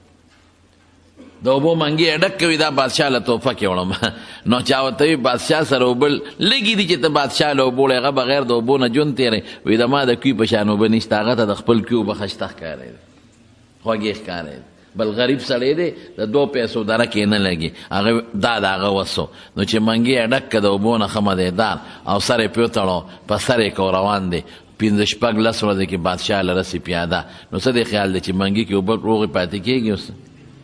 چې دې څنګه لا ورسېده څوکیدار ته وي بادشاه نه ټیم ولې ما ولې یو تحفه راوړې ده څوکیدار سوچ وکړه چې په دې منګي کې به چې د سره سپین یا څه شی به پکې پروت وي ټیم مقرر شو دې غریب عام په شپې ورځې تېرې کړې منګې تړلې چې بادشاه ته پیش کېدل یو پیش کېده بل بل د نمبر پکې راغی هلکه تا څه دي وی صاحب یو تحفه مې دله راوړې وی څه تحفه ده وی چې اوس یې درته کوله وکړم که نه نو داسې به ورته وخاندې خوشحاله به چې زړه به دې پې یخ شي چې منګي یې سینګ کولو که سخابین ته شروع شو ځکه اوبه په لاره وخت تېر کړی دی او په منګي کې دی هغه نور هم والي دي دوپ هم والي دي نو به خو څښا کېږي بس نوکرانو را منډې کړې دا څه ګندې بادشاه له ډیران راوړی دی دا دې وله څه مصیبت راوړی ډیران بادشاه له څوک ډیرانونه راوړي ګند بدبویي راوړي څه دي دا دې څه پکې اچولی دی بس دی هم غریب نه خولې روانې شو رنګ یې جوړ شو چې خدای دا ما خو اوبه راوړی وې دا خو څښا ډیران دی موتیازې دي غول دي اوبه ته بوی ته خېږي بادشاه هوښیار نو دې خبرې تحقیقات پکار هوښیار بادشاه فوري صداګانې نه ورکوي سوچ سره کار کوي فکر سره مدبر څه ته ویل کېږي دوبر رستو یې سې ته وایي چې څوک رستو سوچ کوي النظر فی دبر الشی تدبیر ورته وایي په عربی کې چې څوک په انجام او په نتیجه فکر کوي چې د دې شي نتیجه او انجام به سي اوس مګې ته خو په پنجره کې غوښه پرته ده ښه مزېداره ده خو مګې په نتیجه سوچ ونه کړه چې پنجرې ته وځم روزم به دې څنګه غوښه به وخورم خشته ده ښکلې ده مزېداره ده د ورتلو لارې هم شته په نتیجه سوچ نه کوي چې دا غوښه وخورم زم به پکمه په کوم طرف به وځم نو مګه شي نو هوښیار انسان هغه دی چې یو کار کوي د هغې په نتیجه سوچ کوي چې د نتیجه به څنګه وي د دې اخر انجام به څنګه وي او د ټولو نه بهترین اخر انجام خو قبر او آخرت دی نورونو چې کم کار د دنیا کوئ نو د قبر او د آخرت سوچ ورسره کوئ کوم کار چې کوئ تاسو لاس ورته اچوئ دا سوچ کوئ چې دې خو زه قبر ته به ځم د دې به قبر کې ښه میوه روزي او که خرابه میوه به روزي لکه یو سړي بوټي کري بوټي نو کم بوټي کري چې د نتیجې ته یې ګوري چې د دې بوټي میوه خوږه ده او که ترخه ده نو که ترخه وي نو هغه څوک نه کري چې خوږه میوه وي نو خلک کري دا سورې کوي که نه کوي نو چې سورې کوي نو خلک یې کري چې سورې نه کوي بیا څوک نه کري دې کې ازغي غنې شته که نه نشته پکې نو خلک یې کري او که غنې پکې وي او ګل خشته کوي بیا خو نتیجې ته ګوري بېکاره بوټي څوک په کور کې نه کري دقه رنګې چې ته کوم عمل کې دا ته یو بوټی وکاره نتیجې ته وګوره چې قبر کې او آخرت کې به د دې میوه خوږی او که میوه به یې ترخه قبر او آخرت کې به د دې ګلان بوی به کوي او که خشته بوی به کوي که خراب به کوي از غیدار بوټی مې وکره او که خشته مې وکره نو ښکلي بوټی وکره مونځ یو خشته بوټی دی ذکر و اذکار یو ښکلي بوټی دی نیک عمل یو ښکلي بوټی دی دا وکره نو په قبر او په آخرت کې به د ګل په شکل کې د خوشبویۍ په شکل کې او د مشکو په شکل کې رسول الله مبارک فرمایي وی چې کم سړی روجهداري وی د هغه د خولې نه به د قیامت په ورځ د مشکو په شان خوشبویي به خیږي داسې بوټی وکره چې مشک غوندې خوشبویي دله درکوي داسې بوټي وکړه چې تاله په قبر او په آخرت کې خوشحالي درکوي چې ته ورته ګورې او ته ورته خوشحالېږې داسې بوټي وکړه چې تاله آخرت کې د جنت په شکل کې خشته باغچه درکړي او که داسې بوټي دی وکړه په دنیا کې چې هغه خراب بوټي دی دې وخت کې خو تا ته خشته ښکاري خو نتیجه خرابه ده چې قبر کې او آخرت کې تاله ښه میوه نه درکوي خرابه میوه دا قمقل سړی دی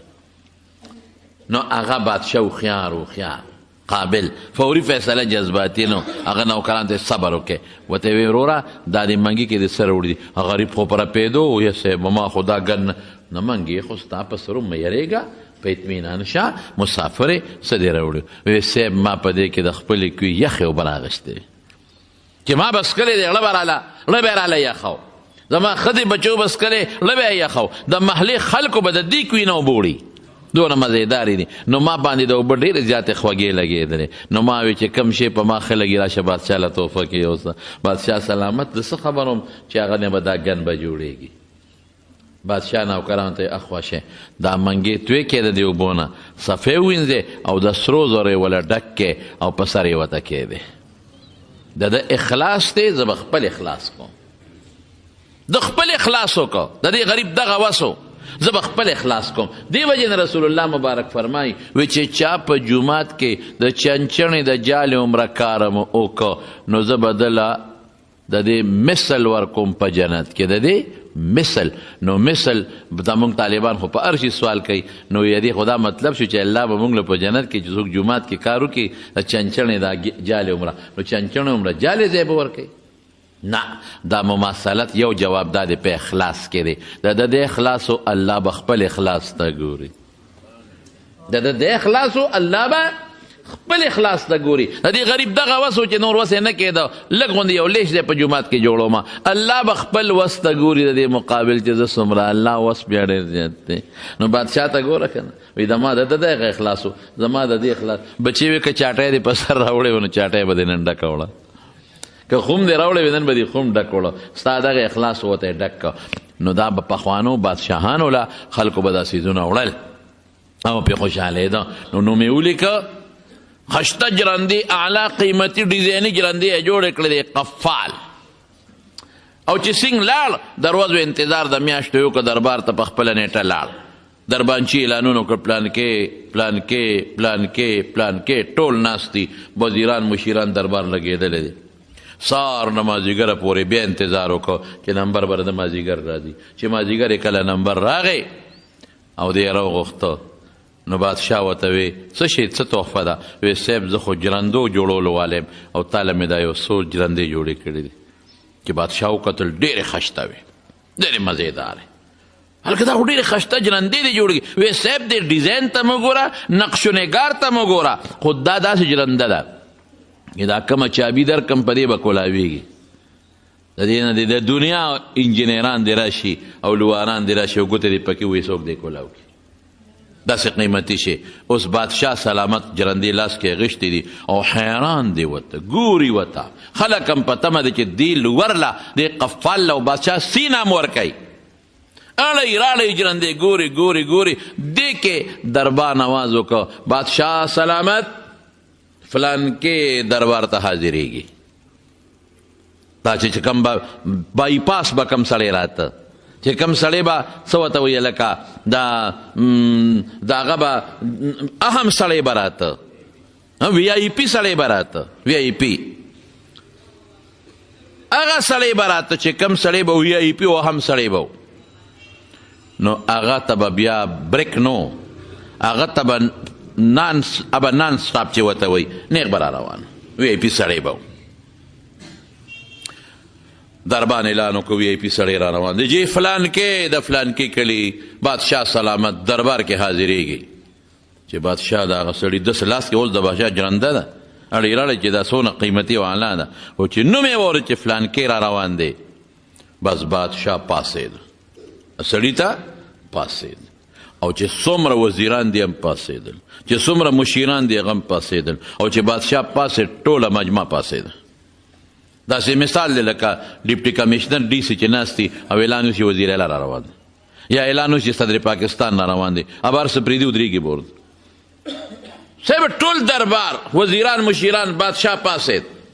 دا قفال وي زما هغه جرندې راواغېستې او په هغه مېدې واپس کېښودی لکه هم شی راغی ولکې وایم چې خدای دا څوک دی بادشاه نه خو لوی سړی کېدی نه شي د علاقې بادشاه خو دی څه وزیر خو نه دی ګورنر خو نه دی چې بل ته ودرېږي خو دا څوک هم سړی دی او داسې زبردست استقبال او ټول وزیران ورته ولاړ دي دا څوک دی ولکې مې بس اوس خبرې بدلې شوې څه خبرې بدلې شوې ما زما خو چې زما هنر اعلی دی ما له بدن بادشاه لوی نام راکوي او کېدی شي بادشاه مې ځان ته نږدې کړي چې بهترین هنر والی زما د هنر نه ښه هنر د بل چا نشته د چې کومې کوټې ته جرنده وم د چا پلار ته غلا نشي کولی او چې زما جرنده نی شل کسه به ورنوځي غلا به ترې کوي ما والا اعلی هنر خو ما وی چې دا سړی ما نه ښه هنر والا دی هر څوک چې دی لکه مې سوچ وکړه چې بس قفال دا د جرندو هنر به نن پرېږدم بس دا به نن پرېږدم نن به دغه هنر زده کوم چې دا کم سړی را روان دی او ده سره کوم هنر دی دا به نن زده کوم ولې زما هنر ته په خشتوالي وکتل خو چې د هغه نوم یې صرف نوم یې واورېد زما شی یې کېښود هغه ته دونه پروټوکول ورته ودرېد ټوله مجمع ولاړه ده بادشاه ولاړ تر څو چې هغه نی راغلی دا هنر بس د کوم هر څه چې دی نن بس محنت به کوم سړی چې راغی بادشاه د خپل ځای نه لږ ور مخکې شو ورته غاړه خوا کې په کرسی ځان سره کېنو دونه عزت بس دا هنر د زده کوم د دې ته قدر وایي دی خو مونږ خو میاشت مخکې نمبر اخیستی دی خو بې نمبره راغی مونږ خو بیا سهار نه راغلي یو انتظار هم وکړه د خپل نمبر دی خو نیغ په نیغه راغی دې ته خو بادشاه ټوله دنیا ودرېده دا هنر کې کمال دی دا هنر به زده کوم معلومات مې واخیستل سیکرټري صاحب نه چې زما شیخ وروستو په ارام کښېنه دې خوا کښېنه ته اوس دې وخت کې څه نه ځایږې دا سړی راغی دا څوک دی دا د دې تاشقند په علماو کې لوی عالم دی د سره علم دی د رسول الله مبارک اوهو واقعي چې د چا په سینه کې د رسول الله مبارک علم زما په سینه کې د لوارۍ پویه پرته ده د بل سړي په سینه کې د ترکاڼۍ پویه پرته ده د بل سړي په سینه کې د انجینرۍ پویه پرته ده د بل سړي په سینه کې د طب او د ډاکټرۍ پویه پرته ده د بل سړي په سینه کې د زراعت پویه پرته ده د بل په سینه کې د فینانس او دغه پویې پرتې دي د ده په سینه کې د الله او د رسول علم پروت دی دا خو بل شان سینه ده دا سینه خو بل شانتې ده اشراف امتی حملت القرآن رسول الله مبارک فرمای زما امت کې بهترین مخلوق هغه دی چې سینه کې قرآن پروت دی دا خو هغه کس دی فی قلبه نور زړه کې رڼا پرته ده فی قلبه نور زړه کې قرآن پروت دی د قرآن رڼا پرته ده اوهو ملا صاحب دونه قدر سوچ اوس دا زمونږ خلک دی ملا ته داسې ګوري لکه یو اوس خصبګر خو چې د چا په زړه کې د الله قدري او د الله د قرآن قدري او د رسول قدري او د رسول د احادیثو قدري نو ابه بیا د هغه انسان ډېر قدر کوي چې سینه کې د الله قرآن او د پیغمبر سنت پراته دي ټیک دا خبره که غلطه ده دا خو هغه کس دی زړه کې خو د قرآن رڼا پرته ده دین پروت دی پکې امام محمد ابن حسن شیبانی چې کله رب العالمین ته ور مخامخ شو یو کافر د کتاب کتلی د امام محمد شیبانی امام صاحب د مذهب ډېر خدمت کړی دی چې ویې کته وی هذا محمدکم الاصغر دا ستاسو رکوټ محمد دی ستاسو رکوټ محمد د امام ابو حنیفه شاګرد دی اوهو فکیف بمحمد اکبر اغلوی محمد به مو څنګه دا ستاسو د ورکوټي محمد علم دی، د هغه علم د لوی محمد علم به څومره وي. هغه امام محمد ابن حسن شیباني چې الله ته ور مخامخ شو، دا وروسته یو شاګرد خوب کې لیکي وی الله د سره څوک کړل، وی چې مخامخ شم نو یریدم رپېدم چې الله به راته څه وایي. سخته ورځ ده. وی ما ته وی چې محمد ابن حسن چې ونه یریږي، په دنیا کې مې ستا سینه د خپل کتاب او د خپل محبوب پیغمبر د کتاب د علم نه ډکه کړې وه، او چې کومه سینه د خپل کتاب او د خپل محبوب پیغمبر د کتاب د علم نه ډکه کم د جهنم د اور نه ډکو. دا خو ډېره قیمتي سینه ده. زما وروڼو هسې تاسو ته یو خبره کوم، کوم بکس کې چې ډیران پروتي، که قیمتي بکس ته قیمتي او ډیران پکې پروتي، رښتیا وایي څوک یې قبلوي؟ نه. کوم بکس قیمتي دی، اعلی دی، مزیدار دی، او په دې کې یو خراب او خاص سبزي پرته وي، څوک پې څه کوي؟ او که یو بکس کمزوری دی، خیرن دی، سوری وری دی، او دننه پکې سره او سپین پراته دي، خلک یې تختی کې نه تختی. ان الله لا ينظر الى صورکم، الله وی زه ستا شکل ته نه ګورم، د بکس رنګ ته نه ګورم، بکس کې دننه څه دی هغې ته ګورم، دننه بکس کې څه شي پروت دی هغې ته ګورم. نو د زمونږ د خلکو په بکسونو کې دننه څه پراته دي، خفه کېږئ مه.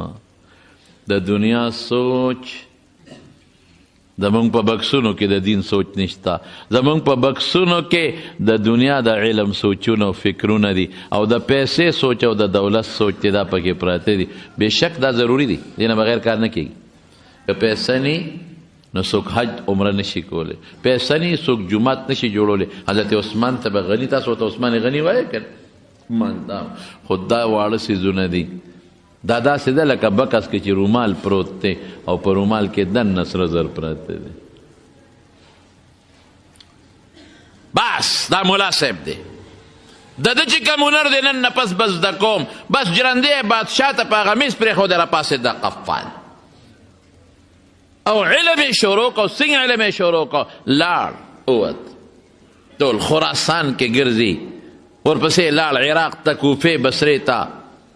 ورپسې لاړ مکې مدینې ته، شام ته، مصر ته. الله پاک د امام شافعي رحمت الله علیه د مسلک د زمانې یو ډېر لوی محدث، مفسر، فقیه، اصولي او مجاهد عالم ته الله پاک جوړ کړ. داسې ملا ته خدای جوړ کړ، د قفال شاشي نه لوی سړی ته خدای جوړ کړ، فقیه، محدث کبیر او شاعر مشاعر. ریحانة الادب به ورته وي چې دا د علم ادب کشمالو،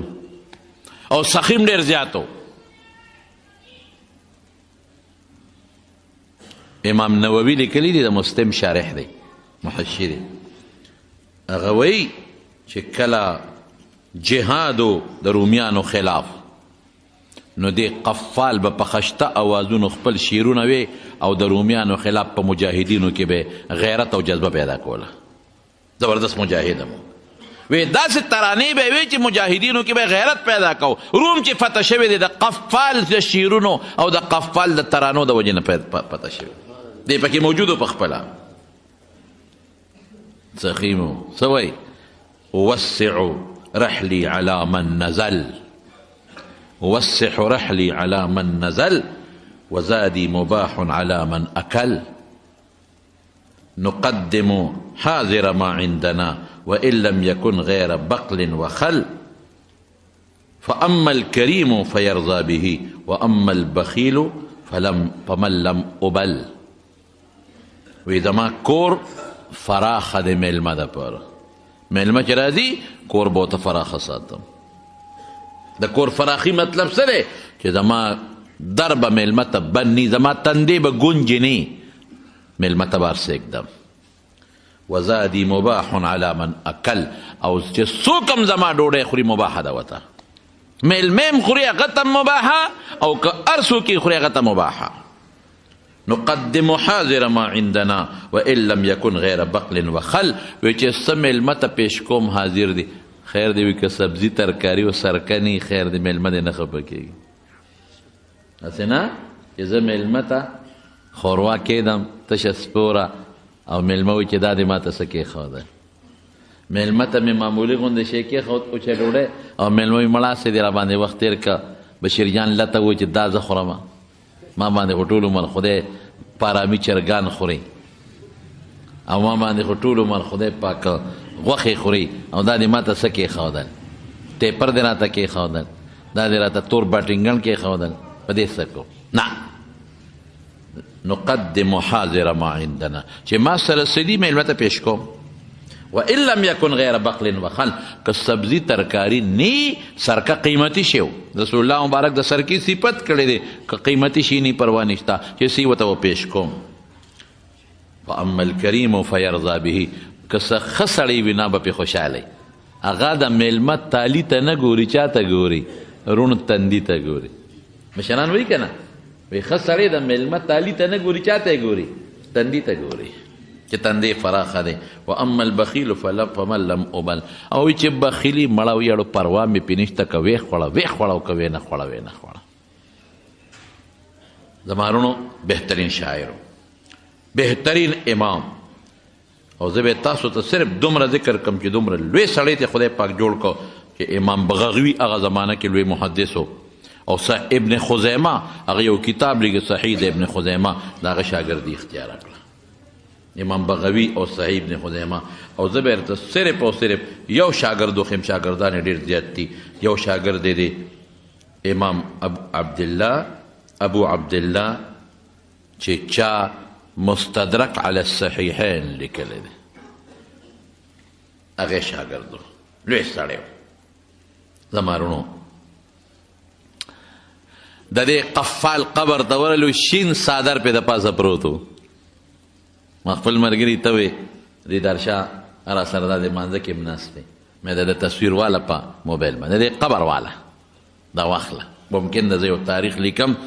چې دا پکې خلکو ته ښکاره شي څوک نه پرېښودل دننه دروازه بنده کړې وه خو موږ ورته درخواست وکړ ریکویسټ چې موږ دننه لږ ورځو دې قبر نه وی ورشئ د اوچت قبر داسې تقریبا د سینې برابر نری پوخ شین څادر پې پروت و ښه مزېدار قالین او ښایسته مزېدار ګمبد او ښه ښکلې اعلی قبر چې قبر نه راووتو دې خوا مو یو بل ناشنا شی ولیدو ګوره د قفال نه خدای کم شخصیت جوړ کړ لوړ دی خو چې علم یې زده که الله ته هغه شخصیت جوړ که هغه شخصیت چې واپس خپل وطن ته راغی نو بادشاه ورته بیا په لارو کې استقبال کوي یا ورته د میاشتو موقع نه میلاوي یا بادشاه ورته په لارو کې استقبال کوي او چې راځي نو بادشاه ورته حضرت درخواست کوه تر حکم کوه حکم زه دنه درخواست کوم څه شی پکار دی وی بس جومات مدرسه پکار دی بادشاه ځای ورکړه جومات یې ورته جوړ کړه غټه مدرسه یې ورته جوړه کړه او ډېر په تاشقند غوندې ځای کې قیمتي ځای کې ورته ځای ورکړه بادشاه ته خوا کې به بیا ناست و دا یې سړی ته خدای جوړ د اصول فقه لوی عالم د اصول فقه لوی عالم یو دوه کتاب یې هم لیکلي یو محاسن الشریعه یو دلایل النبوه دلایل النبوه د یو د ده یو د امام بیهقي دی دم لیکلی دی په هغې د رسول الله مبارک په معجزاتو کې نو چې هغې نه راووتو نو ملګري وي دلته یو قرآن شریف ته هغه وګورئ نو قرآن شریف کم قرآن شریف و د قفال د قبر نه دی خوا هغه قرآن شریف و کم قرآن شریف چې د حضرت عثمان رضی الله عنه د زمانې قرآن شریف د مخکې پروت دی شیشه کې پروت دی پاڼې نه شي اړولی شیشه کې شیندې شیشې په صندوق کې پروت دی غټ قرآن شریف کولاو پروت دی کولاو د لاس لیکلی قرآن شریف خط یې هغه نه دی چې زموږ د زمانې خط دی که تاسو په اخبارونو او رسالو کې کتلي کوم چې رسول الله مبارک بادشاهانو ته خطونه لیکلي مقوقس بادشاه ته هرقل بادشاه ته او نورو بادشاهانو ته نو هغه رسم الخط کې قرآن شریف لیکلی شوی دا حضرت عثمان رضی الله عنه زمانه وه نو د رسول الله مبارک زمانه کې قرآن شریف انزل علی 7 احرف هغه اوږده قصه ده هغه درته اوس نشم کولی طالبان پرې پوهېږي خو عثمان صاحب د حضرت حفصې سره هغه قرآن شریف پروت و کوم چې حضرت ابوبکر صدیق په زمانه کې لیکلی شوی رضی الله عنه یې ترې وغوښته او اووه قرآن شریفونه یې ترې ولیکل او مختلف علاقو ته یو قرآن شریف ولېږه. نو یو قرآن شریف هغه دی چې کوم د قفال قبر سره د هغه په احاطه کې په شیشه کې بند پروت دی. بلکې ماته یو ملګري ووې هلته نه دلته چې رالم یو ملګري ماته ووې ماته ووې چې یاره تاسو قرآن شریف ته وکتل مې نه وي زه خو ورغلي ما کتلی دي وایي دا هغه قرآن شریف دی چې د کوم قرآن شریف د پاسه حضرت عثمان رضی الله عنه شهید شوی دی. دا هغه قرآن شریف دی د هغه وینه پې وي پرته ده. یاره ما وی زما زړه نه دي ستا دا خبره ځکه چې مې ما اورېدلي چې هغه قرآن شریف د په ترکیه کې پروت دی. خو بهر کې امیر تیمور ډېر څیزونه د علاقې ته راوړي دي کیدای شي خو ما پې وینه نه ده لیدلې په قرآن شریف. خو د هغې لاس خط دی کوم چې د رسول الله مبارک کاتب زید ابن ثابت رضی الله عنه کوم قرآن شریف لیکلی دا هغه صحابي دی چې رسول الله مبارک دپاره به قرآن شریف لیکه هغه قرآن شریف دی. دا قرآن شریف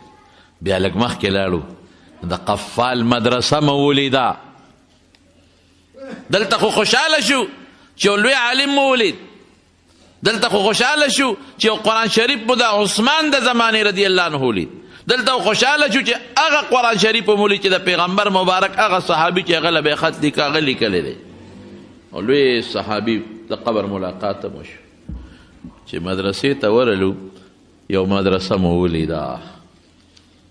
دننه دروازه ور دننه شو. وی دا هغه مدرسه وه چې د قفال د زمانې بیا وروستو 700 سال پس دوباره جوړه شوې ده. وروستو به هم کیدای شي بیا جوړه شوي دوه چتیزې مدرسه ډبل سټوري چې ورته وایي او کمرې مخکې برنډه انګڼې کم و لږ و دونه انګڼ به لکه زموږ د دې جومات یاره دی په دومره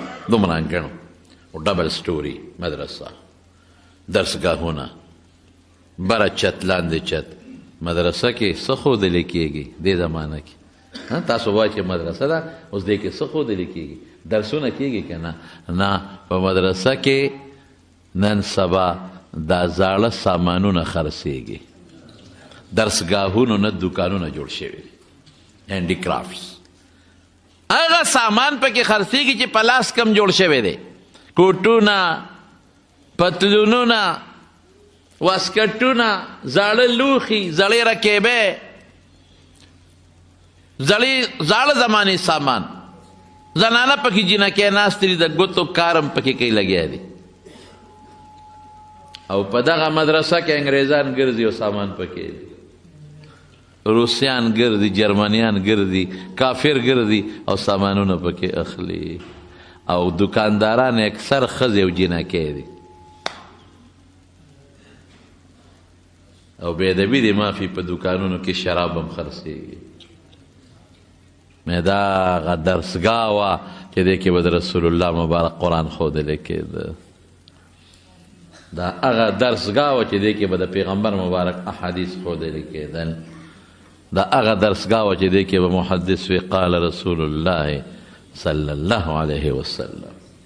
دې کې به قرآن نن پکې دوکاندارۍ کېږي او شرابونه پکې خرڅولی کېږي. دا د مسلمان بې حسي. دلته ماله ډېر افسوس راشي چې عیسائی خپل مذهب محفوظ ساتي. ویټیکنسي د هغې د مذهب دارالخلافه د مذهبي او د هغې خپلو چرچ د مشرانو ډېر قدر ډېر عزت ډېر احترام د خپل انجیل ډېر احترام اگر چې هغه هم بېدینه دي عیسایان یهودیانو لور چې د خپل مذهب دومره احترام ساتي چې د حد نه وته. یو یهودي به بېګیري ونه ویني په لندن کې ټیک ته وي به پکې 2-3% او پکې بېکاره مي خمدېدار غټ غټ ویښته ګیرې او د خپلو عبادت خانو دومره شوق. یهودیانو دا مذهب دی چې که بل څوک ورځې ورته وي زه یهودي کېږم وایي نه موږ دی نه پرېږدو په خپل مذهب کې. مونږ خو وایو چې زموږ مذهب ته خلک ډېر راشي. هغې وایي چې کوم نسبي یهودي دی ابه یهودي بار نه به یو سړی نه راځي یهودیت ته او که یو سړی په خپل شوق یهودي کېږي یهودي دي شي خو زموږ د یهودیانو چې کوم مرتبه دا به ورله نه ورکوو. او زه ته ورشه نن د یهود عبادت خانې ته د هغې چې کوم مشر دی ریبي ورته وایي ملا ته هغه ته ووایه وایي زه غریب یم نه ما پیسې پکار دي وی د بل ځای عبادت خانه جوړوم ماله پیسې راکا. نو نن سټیټ حکومت ته چې د قرضو ضرورت شي نو د یهودیانو د عبادت خانې نه غواړي چې ما سره مدد وکړه. او موږ چې جومات جوړو خدای مو بخا او چنده راوړې او خدای مو بخا د یو سړي 1 روپۍ راوړه او ته یې ولا اته واړه جنت ورکې. مان بیجګر صاحب د خدای پاک وبخښي هغه خدای دې غرق کا چې په 1 روپۍ د اته جنت دله ورکړل موږ به په صحرا کې شپې کوو. اته خو د هغه پسې ولیکل که همدغه اته دي. اگر چې جنتونه مته نه دي دروازې اته دي، دروازې اته دي، جنتونه اته نه دي. الله ته په درجه څومره دي. خو بهر کې تا په 1 روپۍ چندې مولا په 1 روپۍ باندې د اته هغه پسې ولیکل نو موږ به څه کوو؟ بیا به تورنګزو ته راځو. ولې جنت کې خو ځای نه، جنت خو ټوله یو پسې لیکلی شوی. موږ به بیا 4 سدې ته راکوزېږو بشر جانه والله که دې پکې څوک پرېږدي بیا. ولې هماغه چندې مولا هغه ته به موجوده بار ته خدای دې وبخښه جنت خو په 1 روپۍ تا ماله راکړی. یو مې لیده دا چندې د مدرسو دپاره په لارو کوڅو سوزکي چې ګرځي او چې دا ښکری ګرځي دا مې د بلا نه بدي شي. یاره دې کې یو خبره را یاده شوه تاسو ټولو ته وایم زما په نوم چندې خلک کوي. بلکل زما په نوم. یعنی مخکې ورځو کې ما ته دیر نه د ما یو شاګرد ټلیفون وکړو وایي ما سره کال تېر کړی و قمقل او ما ته وي مولوي صاحب شیخ صاحب مونږ خو ستا هغه سړي سره ډېر امداد وکړو. خدای زما سړی څوک دی؟ وایي ستا د مدرسې چندې والا سره مونږ په چای ډوډۍ جومات کې لو سپیکر کې مولا چغې ووالې په زرګونو روپۍ متراجمه کړې او ښه مزېداره مو رخصت کړ. مې څوک و؟ وایي تا رانه رالیږلې مدرسې چندې له. اوه خدای زما مدرسه کم ده؟ مدرسه نشته ده. ما زه خو بله مدرسه کې درس کوم، زموږ خپله مدرسه نشته. دا ټیک ده ما د رور مدرسه شته یوسف احمد مولوي صاحب خو هغه خو زما په نوم چندې نه کوي. دا دې څوک وایي؟ تا ته پته نشته ما سره دې کال تېر کړی دی زما مدرسه شته؟ تا ته پته نشته ما څوک چندوله لیږلی دي؟ بس سړی حیران او چې مې بېوقوفه اوس ما ته ټلیفون کوې نو مخکې به دې کړی و که نه؟ سړی وایي سړی ونیسه بیا خو نیمه ګنټه وشوه ګاډي ته تلې ختلې ځه پیسې یوړ. بلوت په نیسته کې زما په نوم یو سړي چنده غوښته چې هغه له غواړم. ما خو خلکو ته ویلي هغوی کلک له دې مټه راونیوه. سړی د عثمانزو شناختي کارډ مو سره 300 روپۍ په هغه ساعت په ټکي ولې یو سړي 300 روپۍ راوړې چې لاسونه به غونډې دی. وایي دا څه کې؟ وایي دا شیخ صاحب مدرسې لا خو مدرسه نشته. بس داسې بللګل شو. اورېږه ټلیفون ورته کومه چې تا هغه رالیږلې یاره خدای ته وګورې بس بیا به نه کوم توبه وباسم بیا به نه. دا حیرانتیا بیګا ما ته یو زما دوست د تنګي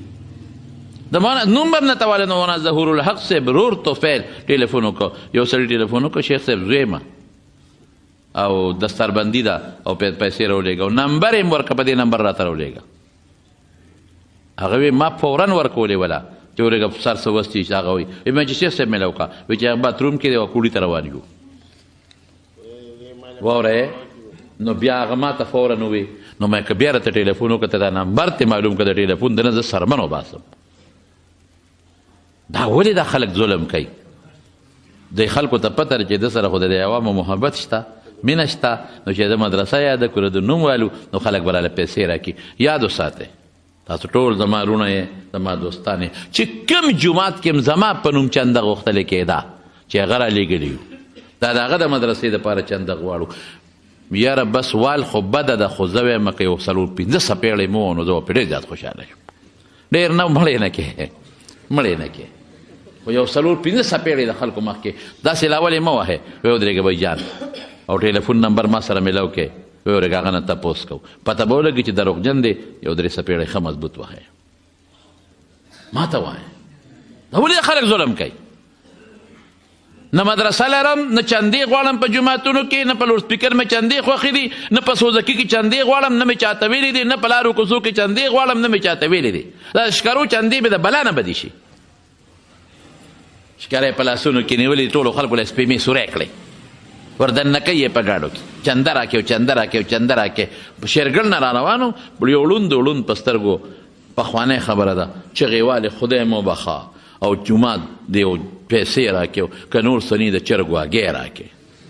مې دا داسې فارموله نیولې ده چې دې کې 100% کامیابي ځکه ښځو سره خو نغدې نه خو چرګ واګې خو په دې میرو کې هر چا کوي د دې ګو باران پې را روانو زه شاته روان یم لاره تنګه ده چې اوس لږه خوا شو هګۍ له ټک ورکړه او پخلی ور واړوله ما ډرایور ته ویل لږ مخکې شته پیدا میں بند کر لو اسپیکر میں پر لو اسپیکر چغه بار لاړه نشي او شیخ صاحب ته سکه مې خوار شي جمعات لغواړی ګې اوس کې په خپله هغه ظالم دومره چالاکو په دې مری لاسو وي دا هسې چغې وایي څه او یسې چغې وایي نو دا د جمعاتونو دپاره چندې او جمعاتونو له په عزت په شکل چنده غواړه مدرسې له چنده غواړه د عزت په نوم والا پلان کې مدرسې له چنده غواړم څه خبره خلاصه ده که د مدرسې سفیر یې مدرسې درته ویلي نو ټیک شوه خبره ځکه دې مدرسو له څوک بغیر د چندو نه چلیږي الحمدلله زمونږ په دې جومات کې مدرسه وه هغه مه وړئ د هلته خپل پټي کې الحمدلله والا ځای ورکړی دی چا نه مو سوال نه دی کړی خپل پټي کې والا خپل پټي کې ابایي پټي کې مو والا ځای ورکړی الحمدلله او بعضې دوستان یارانو ته وایو هم بې دې نه الحمدلله پکې کمرې هم روانې دي او پکې جومات هم روان دی یو چت پې واچولی شو بل ته هم به کار شروع دی خو موږ دا چل نه کوو دا خو ناروا دي ناجیز دي دین سپکې بهر کې زما وروڼو نو هغه مدرسه نن په دغه شکل ده نو خوا کې لاړو نو یو بله مدرسه ده هم دقه ځای سره بله مدرسه ده جامعة الامام مې پې د پاسه لیکلي یو ډېره مزیداره مدرسه ده د هغې نه طالبان راووتل موږ ترې تپوسونه وکړل رابطه هم ورسره وکړه تپوسونه هم ترې وکړل او موږ ورته وی چې دا کومه مدرسه ده وی چې دا خو د امام قفال په نوم باندې جوړه ده څو درجې سبقونه دي پکې 4 درجې مثلا د ټولو مدرسو کې دغه 4 درجې دي خو د مارونو ما تاسو ته مخکې جمعه ویلو د استادانو هم ګیرې خریلې د طالب علمانو هم ګیرې خریلې د مولا هم ګیره خریله او ټول په پتلون او په پینټ کې او په کوټ کې پینټ او شارټ او یا پتلون او کوټ پتلون په دې کې ټول ګرځي او د هغې نه دې خوا یو جومات کې منځ کاو کلداش مسجد ورته وایي مسجد کلداش او مدرسه د کلداش هغې کې منځ کاو چې موږ جومات ته لوی جومات دی عظیم الشان ستن پکې په منځ کې نشته هلته خو جوماتونه خشته په حسن باندې خو به چې رښتیا خبرې د سمرقند او د تارقشت خاشقند په شان جوماتونه به ونه مونئ خو مونځګزار به پکې نه چې ورلو امام صاحب روانو پینټ یې چولی او کوټ یې چولی او چوغۍ پې د پاسه اچولی زما یې په چوغرې دا شی پټ کړی دی او پټکې یې په سر و چې مونږ یې ولیدو مونږ خو یې پېژندو بیا مونږ لاړو چې مونځ زموږ که څنګه د مانځه نه پس هغې خپل ذکر و اذکار کوي بیا ما له میک راکوي د قرآن شریف تلاوت وکړه ما د قرآن شریف تلاوت وکړه چې راپاسېدو ورسره میلو شو هغه چې که چا امامتي ورکړي زه نایب امام یم قسم د الله په ذات جومات کې ناست یم بلکل که تا ولید نو ته به چې انګریز دی ځکه ګیره برید دواړه خریلې او سر هم خریلې او پینټ او چوغه بیا لرې کي او هغه پټکې کېږدي نو بیا د مقتدي سره پته نه لګي هلته په کمیس خلک شرمېږي کمیس نشته په کمیس مونږ ته چې به خلکو کتل کلي غوندې به مسکي شو چې دا د کم سیارې نه راپسې راکوي شوي دي او زمونږ ګیرو ته چې به یې وکتل لا خو به بل شان مسکي شو چې خدای پاکه دا د کم دور خلک دی د 2مې صدي دی که 3مې صدۍ نه راغلي دي داسې مسکي به شو راپورې بهر کیف ورسره ودرېدم ما ورسره په عربۍ کې 2-3 ټکي عربي ورتله خبرې هم کړي دي نایب امام ماته دا زمونږ خطیب دی مشر خطیب هغه هم دقسې یو څو نامونه هغه وی دا زما 4 نایبان دي 4 نایبانو کې د ټولو ګیرې خریلې ټول پتلون ټول کوټ او دا پکې قاري صاحب دی قاري صاحب پکې خو داسې د 2مې 3مې روزه جامت یې و دغه غټه ګیره وه دا پکې شیخ الاسلام و د 2مې 3مې روزه جامت یې و دې ته مدرسه او مسجد کلداش ویلې کېږي بهر کې زمانونو په جوماتونو خو تاشقند آباد دی یو غټ جومات مې پکې ولیده یو ډېر غټ جومات مینار والا مسجد خو بهر کې دې کې څه بعضې خبرې پاتې دي نو وخت ختم دی به انشاءالله درته آینده جمعه ویم خو دومره ستاسو ذهن ته به انشاءالله ور پرېوتې وي چې د علاقه یو زمانه کې د علم څومره لوی مرکز او دونه به ستاسو ذهن ته پرېوتې وي چې هغه د علم مرکز هغه د علماو د دین مرکز هغه د روس په انقلاب کې د مسلمان د لاسه لاړ ولې ځي د مسلمان د لاسه ولې ځي؟ مسلمان کمزوری شوی و، مسلمان بیکاره شوی و، مسلمان کې د دین جذبه کمه شوې وه. یاد وساته اغیار چې کلم د یو مسلمان ملک خپلول غواړي داسې په حمله نشي قبضه کولی. هغه اول خپل کلچر او خپل تهذیب پکې راولي، خپل تهذیب پکې راولي، خپل کلچر پکې راولي، خپل د هغوی د دین داسې حرکات پکې پیدا کړي چې هغوی د دین سره محبت او مینه ختمه شي، د اسلام سره او د ایمان سره او د قرآن سره او د مدرسې سره او د علماو سره مینه ختمه شي. دا خلق په د علماو بې اعتماده کي، دا مولیان ورته داسې کي لکه دا یو زیاتي غوندې خلق دی، دا دین ورته داسې کي لکه یو زیاتي غوندې شی دی. نو خلق ذهني طور د هغه اغیارو غلامان جوړ شي، ذهني طور د هغې سوچ د دین نه بدګمانه شي، لږ غوندې دین پکې کم شي. نو بس بیا د بار نه پې اټیک نه کوي، هم د هغې کې یو کس را پیدا کي او د ملک صدر او د ملک وزیر اعظم یې جوړ کي او چې څه خوښه یې هغه پې کوي. دغه په دې چې روس حمله کړې ده، خو ډېره معمولي کړې ده. جنگ هم پکې شوی دی، هغه ځای هم ولید چې کوم دی ورسره مجاهدینو جنگ کړی و، هغه مقبره هم ولیده چې کوم ځای کې هغه مجاهدین دفن دي. خو هغه خو چې ته په 100,200 کسان نور خو یې ټول اغېشتي وو، په پیسو یې اغېشتي وو، باقي د هغوی حیا اغېشتې وه، د هغوی تهذیب یې اغېشتې وو، هغوی کې بربنډتوب راوستی و، هغوی کې زناکارۍ راوستی وې، هغوی کې شرابونه څکل شروع کړي وو، هغوی ته خپل تهذیب او کلچر خشته کړی و چې زموږ دا روس تا قیمتي دی. بس هغوی ذهني طور روسیانو دغه لږ پکې وه ختم شو، هغه د روس انقلاب واپس ختم شو، الله هغه ملک واپس مسلمان له ورکړه. لیکن نن مسلمان هغه څه نه دی پاتې چې په کم شان مسلمان پکار دی، نه منځ ورځي، نه روجې ورځي، نه په دین پوهېږي، نه په کلمه پوهېږي، نه په جومات په تلو پوهېږي، نه په پرده پوهېږي، نه د اسلام نه خبر دی. که تپوس دی که مسلمان یې سر به وړقوي مسلمان یم، کلمه درځي او به خاندي، کلمه مولا نه ورځي. د مارونو تاسو ټول مسلمانان یو، موږ الحمدلله زموږ دا ملک دا د اسلام په نوم باندې جوړ دی، دا د مسلمانانو ملک دی. په خلکو به پخوا چغه واله چې پاکستان کا مطلب کیا لا اله الا الله. نو موږ به د خپل ملک حفاظت کوو، خو دا ملک که موږ ټینګو او دا ملک مونږ وایو زمونږ د لاسه لاړ نشي، نو دا به اله مونږ ټینګ ساتو، زمونږ د لاس نه به نه دي چې په دې ملک کې د الله د قرآن او د الله د رسول د پیغمبر د هغې نقشې موجودې وي، د هغوی د دین آثار پکې موجودي، د هغې نظام پکې موجودي، بیا د ملک مانه څوک نشي اخیستی. او که خدا نه خواسته زما د ملک واکداران او مشران نورو خلکو په پیسو غلامان کړل او هغې په ذهن کې پټکې سپک کړه، ګیرې سپکه کړه، قرآن یې سپک کړه، دین یې سپک کړه، خود بخود ملک زما د لاسه تللی. خدای زمونږ د دې ملک حفاظت وکړي. دا په ډېرو ګډو قربانو باندې جوړ شوی دی او دا ملک د الله زمونږ په دین آباد کړي، په قرآن دی آباد کړي. او چې څومره اغیار کوشش کوي زمونږ د اسلام او د دین او د مذهب خلاف او د ملک خلاف، الله دې ذلیل او برباد کړي.